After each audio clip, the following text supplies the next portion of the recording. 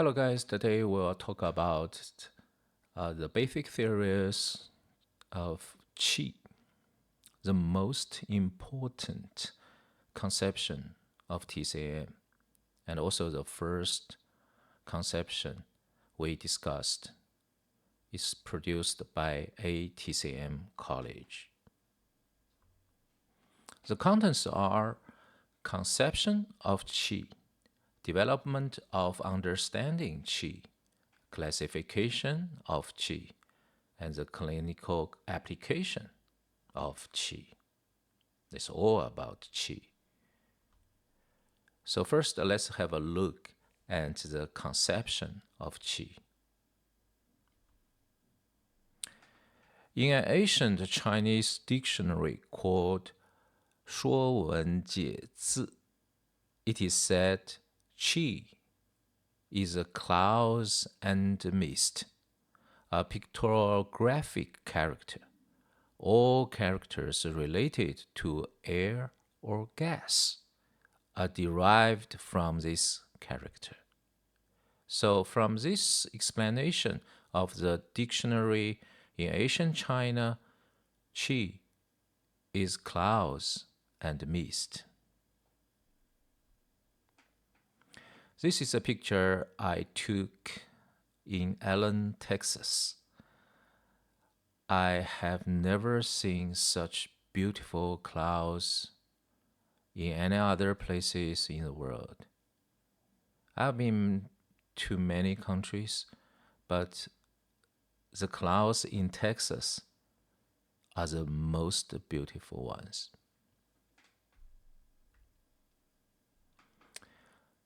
Let's have a look at the development of understanding qi from a very famous philosopher in North Song Dynasty called Zhang Zai.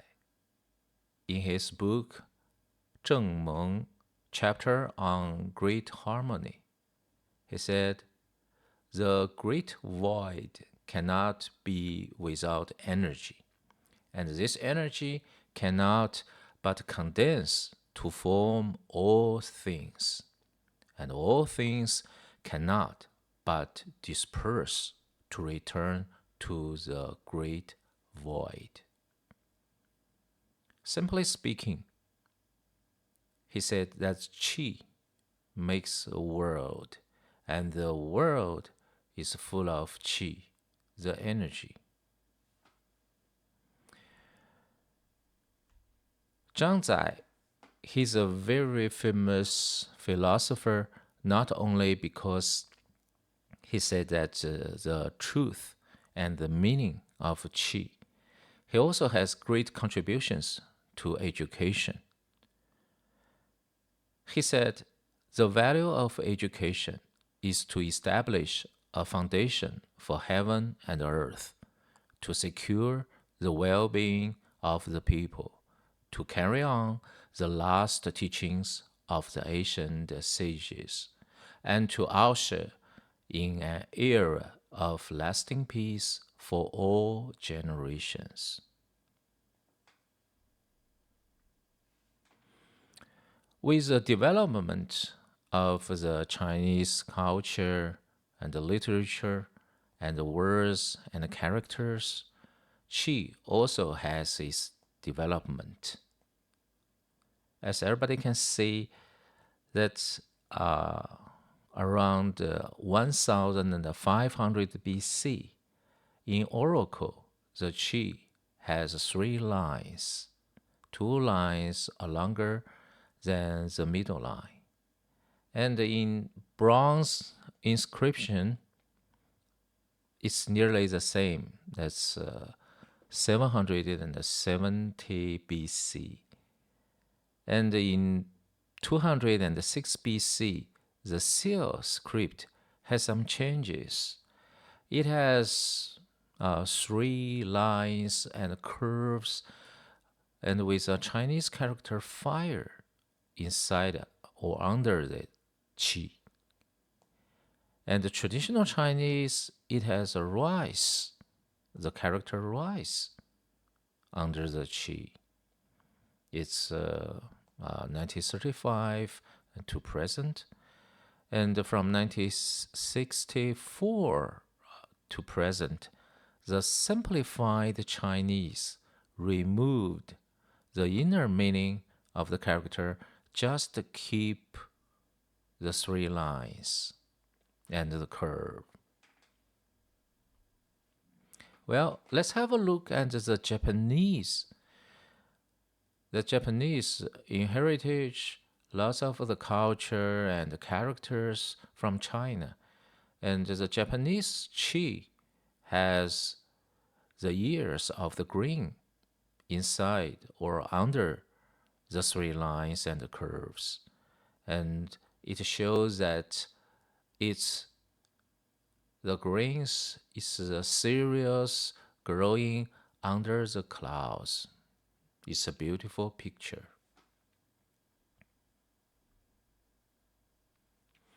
And with the development of understanding qi, there are some changes happen and some new things appear in the Chinese characters.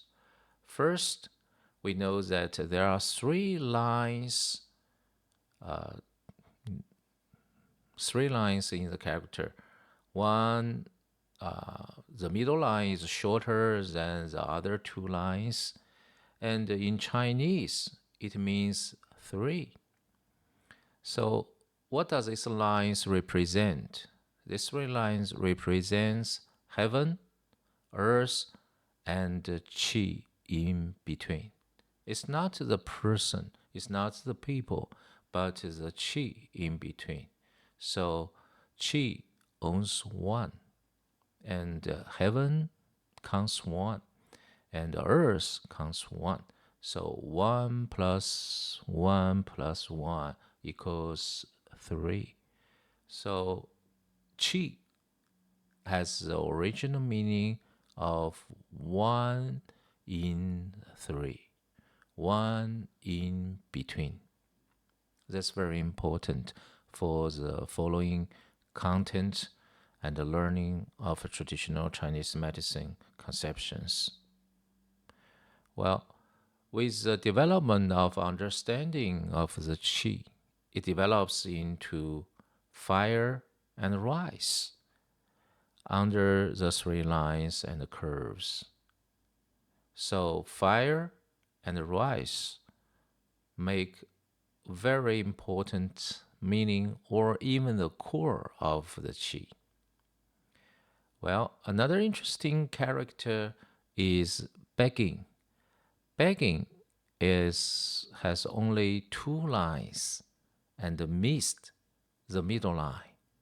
That missed the qi. So it means if you have no qi, you have to beg. It also shows the importance of qi. Well, let's have a look at the let's continue to the development of understanding qi. What are the characteristics? What are the features of the qi? First, qi is invisible. It's a primary meaning of qi. Qi is a movement of the air flowing. You can feel it, but you cannot see it. If you say the moving of the air, there must be polluted air. Qi can be felt but can't be seen. People use vision to observe, to know, to get the information of the world, but qi can only be felt by your sensation, cannot by your vision. That's interesting. Second, indispensable. Qi has a characteristic of indispensable character. Qi means rise and fire, that you cannot live without fire and rise. That shows the importance of qi and the core of the qi. It's the energy. It provides the energy to the people. And the qi provides respiration and energy. And both of these are too important and vital for the human body. If you lose respiration, if you lose energy, you cannot live. That's the vanish of qi. So qi means life. And third is invincible. Qi gives and destroys. If the qi has a problem, yeah, like the natural gas, you have no natural gas, how can you live? Qi has the same meaning as begging. That means without qi, if there's some impairment of the qi, if there's some loss of the qi, if there's some damage of the qi, you have to beg. You have to be a beggar to beg for qi.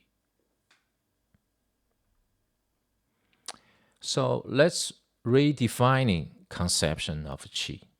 Qi is a movement of energy and the material basis upon which it depends. So qi is invisible, but it has a solid basis to prove its existence.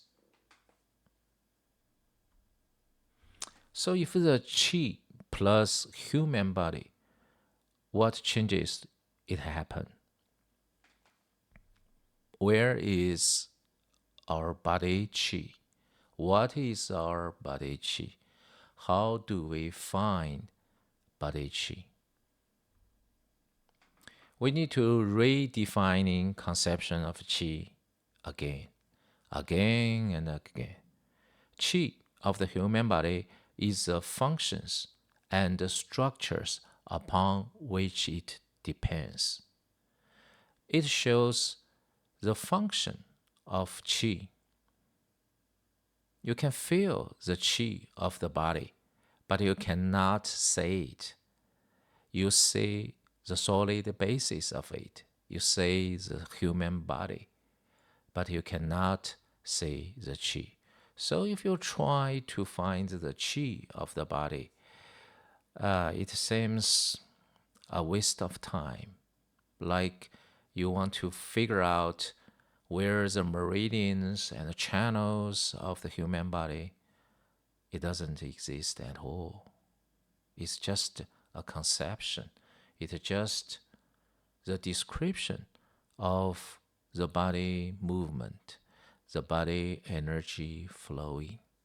You know the energy, and you cannot say the energy. That's for ancient Chinese. And next is the classification of qi. We have lots of ways to classify the qi conception. The classic one is to separate the conception into two parts. The first is invisible functional qi.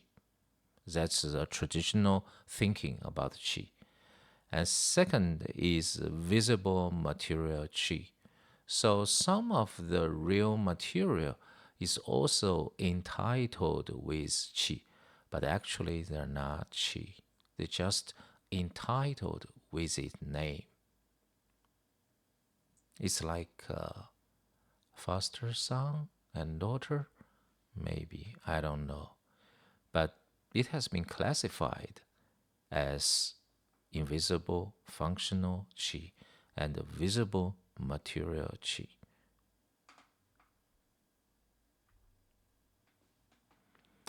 And for the classification of qi, there's another aspect of acquisition. So for acquisition aspect, qi is divided into or classified as congenital qi, which is also called original qi. That means the qi from the family, from the parents, from the fathers, Asian fathers. It's from the family trees. That's acquired. That's just a congenital, prenatal, original qi. And another part of it is acquired qi. It has a very direct name. Is called a food qi. Every food you take is a food qi. So it's entitled as qi. Actually, it's food. It's a source of the energy. So that's also another aspect, acquisition aspect for classification of qi. Yeah, it sounds a little bit waste of time. Why you have so many rules? Yeah, people like to make it. I don't know. And another classification of qi is from the zangfu aspect. It's also called the zangfu organ aspect.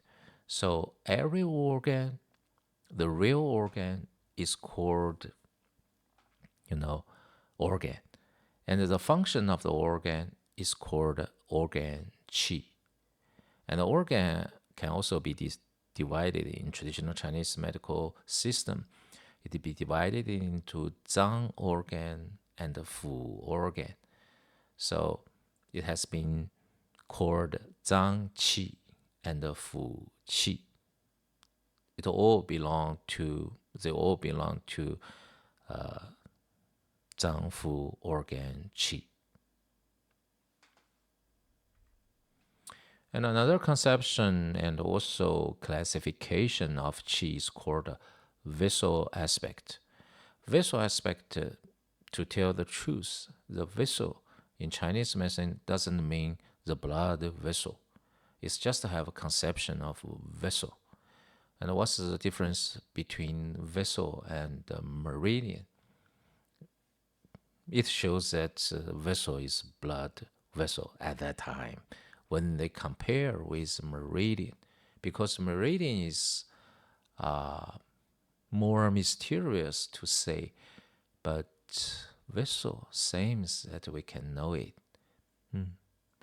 So for exterior vessel qi is called guarding qi, and the interior vessel qi is called nutritious qi. So the first one is called wei qi, guarding qi. The second is called yin qi, a nutritious qi. So when I explain this to the foreign students, the students who speak English, they often feel very confused about. They say the nutritious qi should be the blood. Yeah, I highly agree with them. But they say blood is blood, qi is qi, qi is qi, blood is blood. So this confusion can really cause a lot of misunderstanding, misconception, and confusion on those things. You just remember the qi cannot be seen. It's functional. It's qi. And we have to tell some more difficult things. It's a classification of qi for some special types. There is a conception called zong qi, and it is also called the chest qi, the qi in the chest. It's a combination of the qi. It's a very special form of the qi. It's air and food qi. The fresh air together with the food, and the combination happened and happened, generated in the chest. So zong qi may have another name, is respiration. It's a breath, respiration. And it's a mixture, combination of air and food. And a weird name is evil qi. Wow. When I first introduced this conception to the foreign students, They looked at me astonished and said, "How dare you say the evil with qi? Qi is right. Evil is evil. You cannot put them together." So I changed the name as pathogen. So evil qi is pathogen. Pathogen is pathogen. It's not pathogen qi. You really don't need to entitle everything with qi. And the last one is meridian qi. Yeah, I feel very tired to explain those complicated conceptions. And those conceptions really make everything messy and the confusion. Meridian qi is meridian. That's all. Well, let's redefining conception of qi in human body aspect. Qi is the energy of human body. Everyone knows it. Second, qi is immunity of human body, especially what we discussed about, what I'm discussing about guarding qi. It's the immunity of human body, the body resistance to the pathogen, to the evil qi. Qi is anatomy and the physiology of human body. It's a function of the human body first, and then it's a basis that the function plays and depend on, upon which it plays its function. So qi is a summarization of the entire human body function and the body itself. In Chinese medicine, the function of the body is more important than the material of the body. It's also a very interesting viewpoint towards the human body. They just care about the function, not care too much about the basis. But studying TCM, you really need to have a solid base of TCM conceptions, the basic knowledge. So that's why we need to pay a lot of attention and use a lot of our time for this part. And for the qi, you really need to put lots of hours, and at least I think 10 hours to think about this conception. Well, let's have a look at the clinical application, or how people use, the TCM doctors use the qi theory to say the disease. Any disease happens in Chinese medicine, traditional Chinese medicine, it shows the pathological movement of qi. If the qi, it has some wrong function of it, it will lead to diseases. So we see that the qi will generate, the disorder of qi will generate hundreds of diseases. If the qi is in sufficiency, people will feel fatigue because qi is the energy. If you have lack of energy, insufficient energy, you will feel tired. If there's blockage of qi, some people will have the symptom as bloating. That shows the stop of qi movement. It's blockage of qi. If the qi has a counterflow, which means it not follow its original way to go downwards but go upwards, the vomiting will happen. It's called the counterflow of qi. If the qi has disturbance, your mood also have the disturbance, and you are in depressed mood, like emotional disorder. And sometimes there also can be counterflow of your emotion. That will be anger, you will shout. If the qi collapse, that would be very, very dangerous. People often have been sent to the emergency room. So, being a doctor, you should never let the collapse of qi happen for your clients. Let's take an example of a lady who is 40 years old.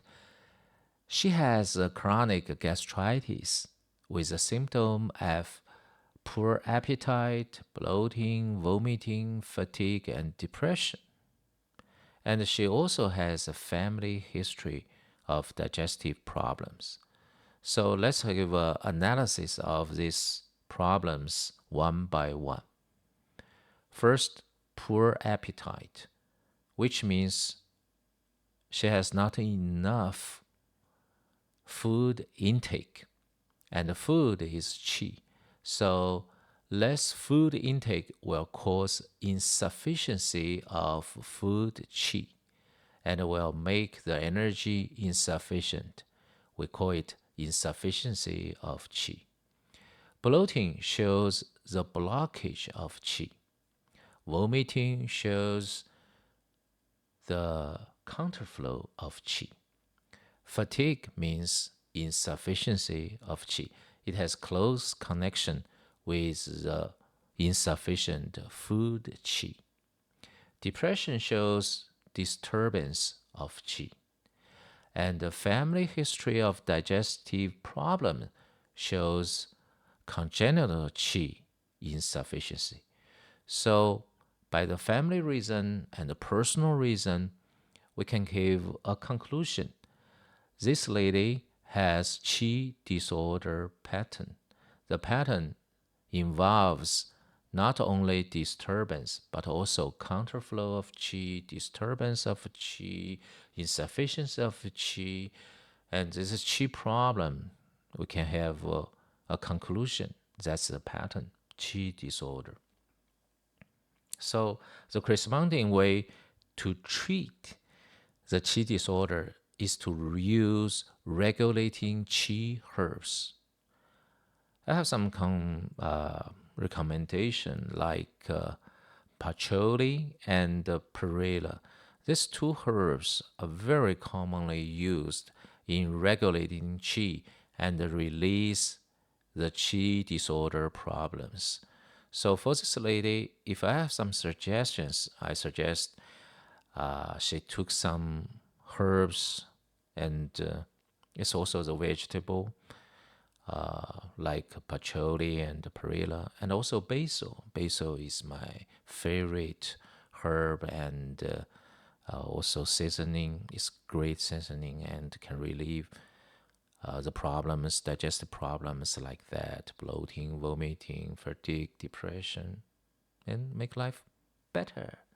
So qi is everywhere, and it has too close connection with our human body and our health. So learn it well will benefit a lot for your body. Thank you for your time.